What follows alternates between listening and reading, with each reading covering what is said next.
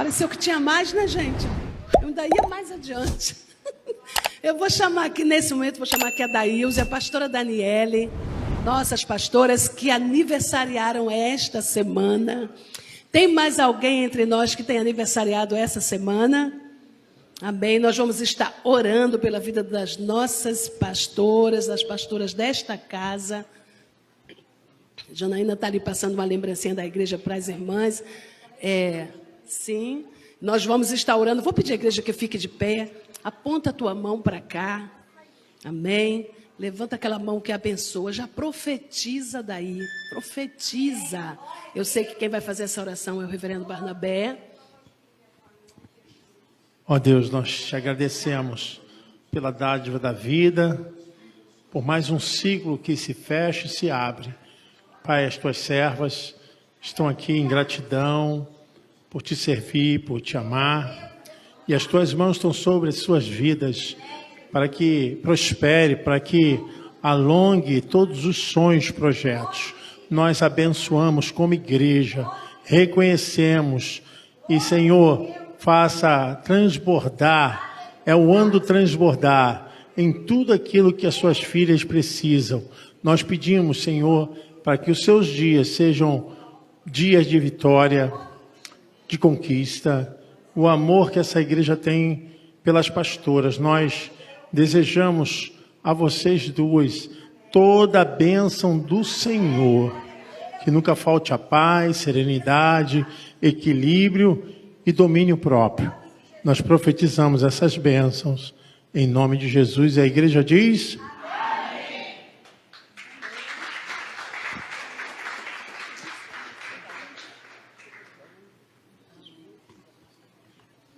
Amém, igreja? Fique em pé mesmo, porque agora mesmo nós vamos receber o nosso superintendente distrital, reverendo, nosso pastor querido, pastor Alessandro. Amém? Obrigado, pastor. Bom dia, gente, a paz. Podem sentar. Para mim é uma alegria, para mim é uma honra muito grande estar ocupando, esse altar, poder estar aqui com vocês nessa manhã, nesse domingo, para estar presidindo mais uma assembleia distrital, local, da Igreja Nazarene de Nilópolis. Eu estava conversando com o reverendo Roberto Barnabé e com a pastora Daílze ontem, na casa deles. E eu morei muitos anos aqui na França Leite, eu sou praticamente cria daqui, E não era evangélico, mas quando eu me converti, embora eu tenha me convertido na igreja de Nilópolis, eu frequentei muitos cultos aqui da igreja, muitas vigílias. Então, assim, como eu fui abençoado, como eu vi os meus dons e meus talentos sendo despertados dentro dessa igreja, como a nível de louvor, ministério de louvor, a pregação da palavra. Então, eu agradeço muito a Deus, eu louvo a Deus por essa igreja, porque ela faz parte da minha jornada, da minha história.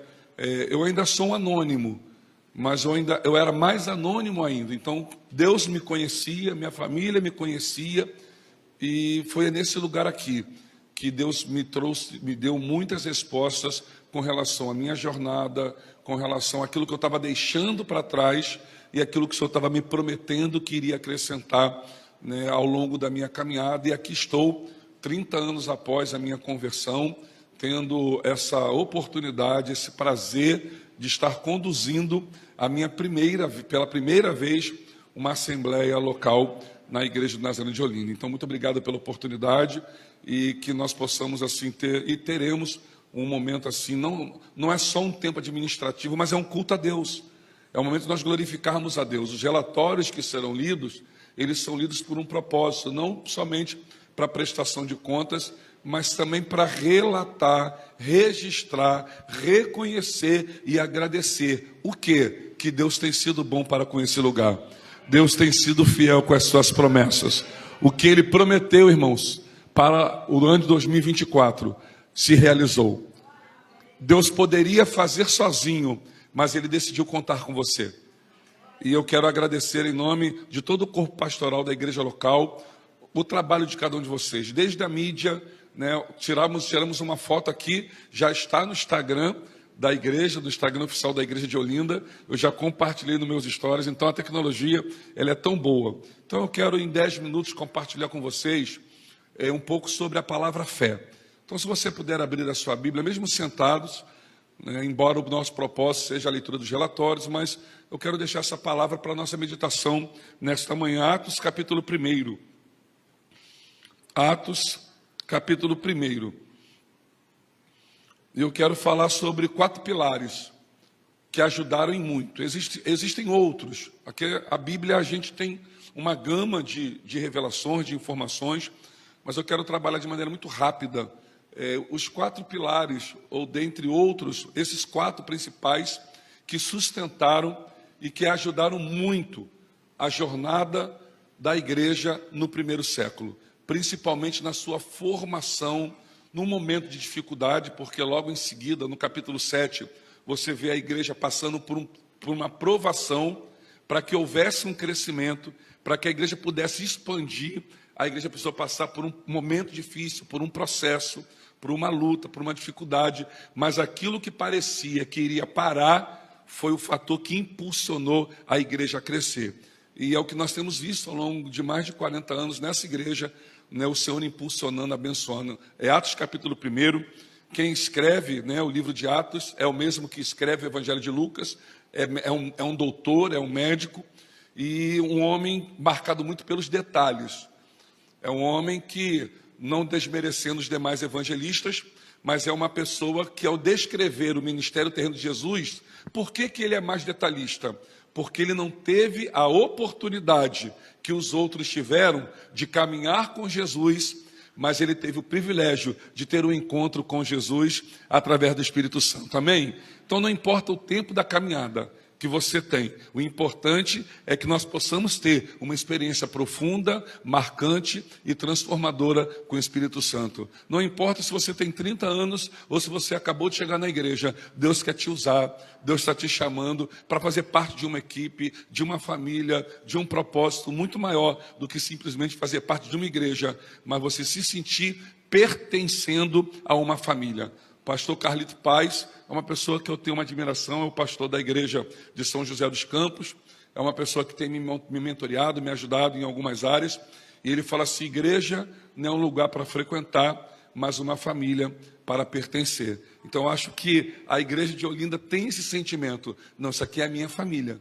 Então a gente cuida da nossa casa, a gente cuida dos nossos irmãos, então que vocês mantenham. Atos capítulo 1. E uma coisa, como eu volto a dizer, Lucas é muito detalhista. Então, cada texto que formos ler, existe um propósito pelo qual ele foi escrito. Atos 1, versículo 1. Escrevi o primeiro livro, ó Teófilo, relatando todas as coisas que Jesus começou a fazer e a ensinar. Em Lucas, ele fala que depois de uma acurada investigação, ele procura saber realmente se tudo aquilo que falaram era verdade. Então fica uma lição para a gente como pessoa, como seres humanos. Nunca acredite em tudo o que você ouve. Tá, o diabo, ele é expert nisso, né? Desculpa que fala o nome dele aqui no púlpito, né? Mas ele é expert de dizer uma coisa e de repente a gente achar que aquilo é verdade, ou ele criar situações, né, no seio da igreja, no corpo de Cristo, e às vezes a gente tem aquilo como verdade, e na verdade não é, é uma grande invenção. Então Lucas, ele é marcado por uma pessoa que ele ouve muito, ele é tocado por aquilo que ele ouve, mas mesmo assim ele fala assim: agora Deus está tocando meu coração de compartilhar com outros. O que Jesus começou a fazer e a ensinar, até o dia em que, depois de haver dado mandamentos, por intermédio do Espírito Santo, aos apóstolos que escolhera, foi elevado às alturas. A estes também, depois de ter padecido, se apresentou. Você pode falar bem alto comigo? Se apresentou? Sim. Se apresentou? Sim. Mais uma vez, mais forte. Se apresentou? Sim. Então esse foi o primeiro pilar que sustentou a fé da igreja cristã. O quê? Deles terem essa certeza que o Deus a qual eles criam estava vivo. Eles viram ele sendo crucificado, eles viram ele sendo sepultado, mas ao terceiro dia, as mulheres viram a pedra do túmulo sendo removida. Jesus aparece para os discípulos e ele aparece em glória, ele aparece vivo, mostrando o seguinte: a morte não conseguiu me conter. Eu falei para vocês que ao terceiro dia eu ressuscitaria. Então, o primeiro pilar que sustentou a igreja primitiva, a fé deles era o seguinte: nós não servimos a um Deus que está morto, nós servimos a um Deus que está, e Ele não mudou. Então, se você está anotando aí, anota aí. O primeiro pilar que sustentou a igreja primitiva: o nosso Deus, Ele está vivo. Então, isso ajudou, sustentou, manteve a igreja de pé e empolgada, animada. E a leitura continua. Vamos lá. Com muitas provas incontestáveis aparecendo-lhes durante 40 dias e falando as coisas concernentes ao reino de Deus. Você vê que antes de Jesus ser crucificado, ele passou 3 anos falando sobre o reino de... Depois de ser crucificado, ser morto, ressuscitado em glória, ele continua falando das coisas concernentes ao reino de Deus. Ou seja, você vê o que era, glória se transformando em homem, depois ele retorna em corpo em glória, mas a mensagem é a mesma. Ele já não é mais o mesmo, ele é o Jesus, mas em glória, com o corpo glorificado, mas a mensagem não muda. Ou seja, os tempos podem mudar, a abordagem pode mudar, mas a centralidade da palavra, ela não pode mudar. E o nosso lema é o quê? Santidade ao Senhor. Então nós queremos, assim, volto a mencionar ou a citar o pastor Carlito, que ele fala o seguinte: olha, irmãos, tem igrejas, que se Jesus voltasse hoje, elas estariam muito bem, porque elas estão vivendo no século 20. Ou seja, o que ele faz uma abordagem ou uma alusão, que tem muitas igrejas que estão no século 21, mas que não conseguiram sair do século 20. O tempo mudou, a realidade mudou, mas a mensagem não muda. Então, se as situações mudam, pessoas mudam, nós também temos que ter essa cabeça aberta, essa mente aberta. Não estou aqui dizendo que nós temos que mudar a palavra ou o que Deus diz na sua palavra, mas nós podemos fazer a mesma abordagem, podemos trazer a mesma mensagem sem mudar, sem aumentar, sem inventar nada, mas com uma abordagem que fale ao coração de todos. E eu quero continuar a leitura. Primeiro pilar que sustentou a igreja no primeiro século foi a certeza que Jesus estava vivo. A segunda coisa, versículo 12. Ele faz questão de, quando eles ouvem de Jesus que eles tinham que voltar para Jerusalém e ficar em Jerusalém até que do alto pudesse serem revestidos de poder, Lucas, em Atos, ele faz questão de dizer, não de todos, ele não consegue enumerar todos, mas pelo que ele fala, a gente já consegue perceber que foi muita gente. Os teólogos dizem que foi em torno de 500 que começam, mas depois de 10 dias, quando acontece o capítulo 2 em Pentecostes, é em torno de 120 pessoas que foram batizadas e começaram a falar nas suas línguas originais. E aqui diz, versículo 12, então voltaram para Jerusalém, do monte chamado Olival, que dista desta cidade, na jornada de um sábado. Quando ali entraram, eles entram numa casa e vão para o cenáculo, ou para o terraço, ou para a parte de cima da casa. E ele faz questão de registrar a maioria das pessoas que subiram para aquele cenáculo, ou para aquele terraço. Subiram Pedro, João, Tiago, André, Filipe, Tomé, Bartolomeu, Mateus, Tiago, filho do Alfeu. Gente, eu já estou até cansado, deixa eu dar uma paradinha aqui para dar uma respirada, que é tanto nome que Lucas vai registrando, que subiu para aquele terraço, e não era tão grande assim não. Mas vamos lá. Judas, filho de Tiago, todos esses que ele diz, perseveravam unânimes em oração, mas ele faz uma vírgula, e ele diz assim, olha, mas não foram só essas pessoas que foram para essa casa, para esse terraço, teve mais gente que se uniu em oração, mulheres com Maria, mãe de Jesus, e com os irmãos de Jesus. Então a segunda coisa que sustentou a igreja, e aqui você vê homens, você vê mulheres, você vê a família de Jesus, você vê pessoas das mais variadas classes sociais, você vê os apóstolos, então você vê um número muito grande de pessoas diferentes uma das outras, e de repente o inimigo pode ter pensado, olha, eu posso entrar como uma raposa no meio desse grupo todo e mandar e desfazer esse propósito, porque Jesus falou para eles ficarem unidos, mas eu tenho certeza que eu consigo entrar e eu consigo quebrar esse vínculo, essa união. Mas ele não consegue. Por quê? A segunda coisa que sustentou essa igreja é que, além deles crerem muito, uma certeza que eles tinham, que Jesus estava vivo, eles tinham uma crença muito grande uns nos outros. Eles confiavam muito uns nos outros. Então isso ajudou em muito, não só a igreja se manter de pé, mas fazer a igreja crescer e prosperar. O quê?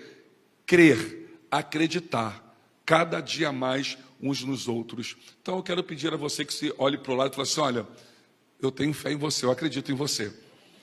Sabe, nós não somos só irmãos, nós não somos só da mesma igreja, mas eu acredito em você, no teu potencial, na tua capacidade, na tua conversão. E mais do que isso, às vezes o acreditar em alguém, muitas vezes nos leva. Não estou dizendo que você tem que falar da tua vida para todo mundo, mas eu estou dizendo que quando nós falamos sobre igreja, nós precisamos realmente acreditar. Acreditar naquele que chegou tatuado, acreditar naquele que chegou com um brinco, com uma roupa meia diferente, e falar assim: olha, você é diferente de mim, mas uma coisa Deus tem me ensinado, a acreditar nas pessoas. Sabe o que tem acontecido nesse tempo de hoje, na pós-modernidade? As pessoas estão muito desconfiadas uma das outras. Quem nunca foi para a fila de agora nem tanto com Pix, né? Mas quem nunca foi para um caixa eletrônico para tirar dinheiro, e antes de tirar o dinheiro ficou olhando para o lado para ver se não tinha alguém, né? Deve ter alguém, vai digitar a senha, fica assim, ó. E eu não estou falando que isso está errado. Nós temos que tomar, porque Jesus falou assim: sede simples como as pombas, mas também prudentes como as serpentes. Mas o contexto aqui é eclesiástico, né? É a questão da igreja, da gente confiar, da gente realmente entender que nós não somos simplesmente membros de uma igreja, nós somos irmãos em Cristo. Então foi o que sustentou a fé de que Jesus estava vivo. A segunda coisa, essa confiança, essa comunhão, que para ele assim, é inquebrável. O diabo não vai conseguir quebrar aquilo que nós temos, porque é um vínculo que é invisível, mas é forte. Mesmo distantes, mesmo não estando todos os dias juntos, mas em espírito, nós estamos ligados na videira verdadeira. A terceira coisa, e eu já caminho para o fim, o primeiro era a fé de que Deus estava vivo, Jesus estava vivo. Segundo, era essa certeza e essa confiança, essa koinonia, que é a comunhão entre eles. Falou assim: não, nada vai quebrar, nada vai impedir. A terceira coisa que sustentou, que foi um dos pilares fundamentais para a igreja cristã, eles acreditavam muito no poder da oração. Pedro foi preso. O que a igreja fez? Vamos orar.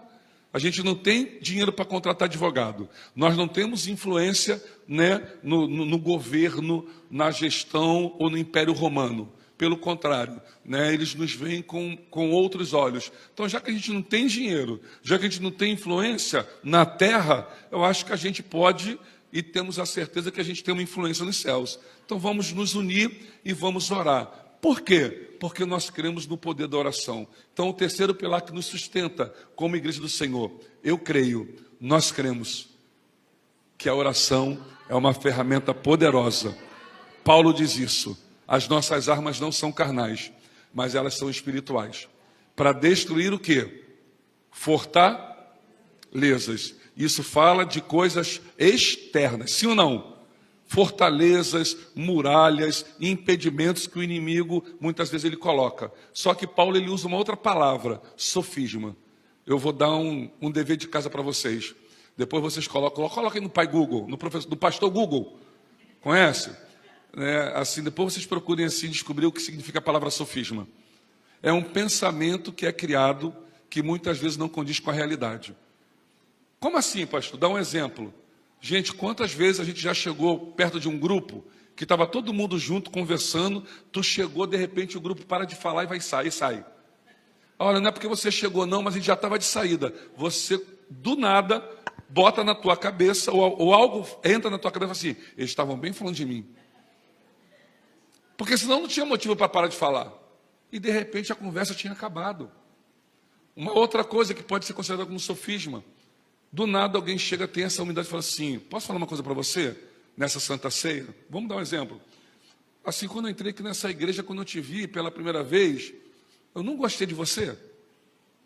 Não acontece aqui não. Lá em Nilópolis acontece. Não gostei.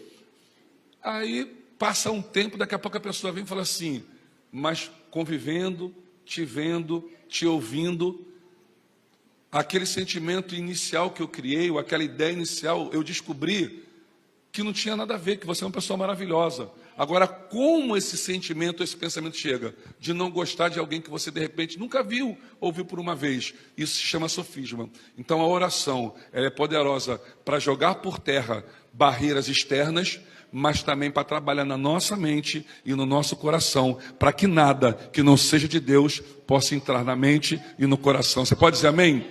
E a última coisa, para a gente fechar esse momento desse devocional, a fé de que Jesus estava vivo, o poder da comunhão. Irmãos, isso que a gente está fazendo aqui hoje, estarmos aqui nessa manhã, é terapêutico, é curativo, é edificante. Você está do lado aqui, eu estou vendo aqui as irmãs aqui, elas estão se abraçando ali, elas estão juntinhas, eu posso não conhecê-las, mas elas estão ali. Aí eu estou vendo um outro grupo ali também, tem 5, tem aqui, está todo mundo juntinho, irmão Vitor, a esposa ali, tem um grupo, tem gente aqui, isso faz bem.